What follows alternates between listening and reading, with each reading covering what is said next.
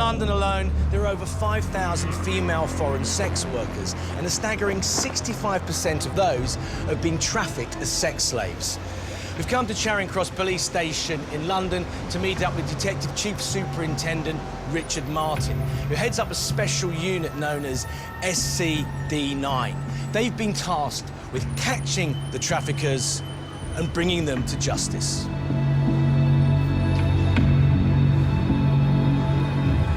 You give me an idea of how a woman might be trafficked?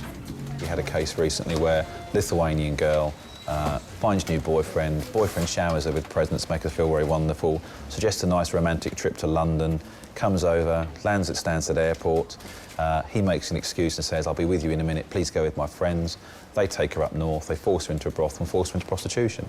So her passport's taken off her, she's in a foreign country, she doesn't speak English, it's her own country people that have brought her in, therefore the threats are made against the family at home. She feels she has no choice but to, you know, go with 20, 30 men a day.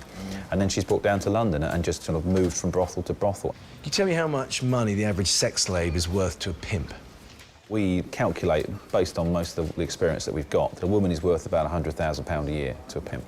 We've had a young victim that was pregnant, that was forced to have an abortion in the morning, was put back to work in the afternoon.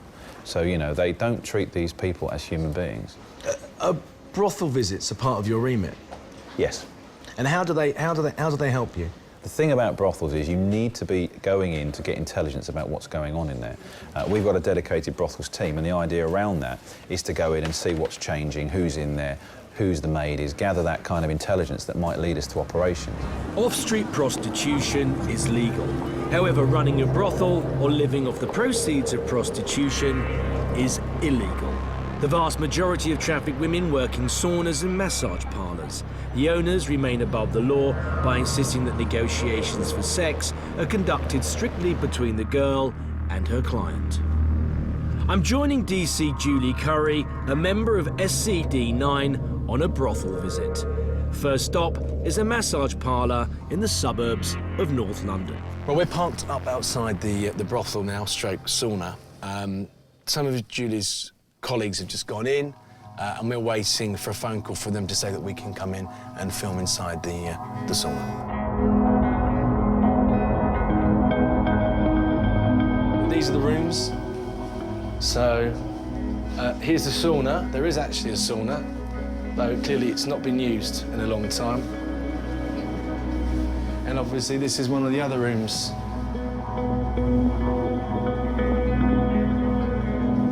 Your bench, your towels. Obviously part of the trade there. But very, very cramped conditions, I would suggest. 10% of British men admit to paying prostitutes for sex in brothels like this. These men are fueling the demand for sex slaves by paying, often unknowingly, for sex with trafficked women. The maid who runs the sauna is keen to tell me about the pimps who buy and sell these women. The worst pimps I've ever known are Albanians. Albanians, yeah? Romanians. And why are they so bad? Well, because they buy the girls. They hit them, they get them on drugs, they sell them. They sell them? If they don't earn enough money, they sell them on to somebody else. So how much did the girls go for? Anything between £300 to £5,000. I have known a girl to be swapped hands for the price of a car. Bought and sold like a slave, yeah? And there's people phone up all the time. Do we want girls? Do we want to buy them? We don't entertain it. Yeah, sure. Look at this.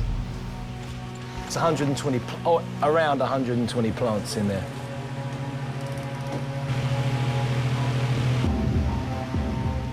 But you can smell it, it's strong.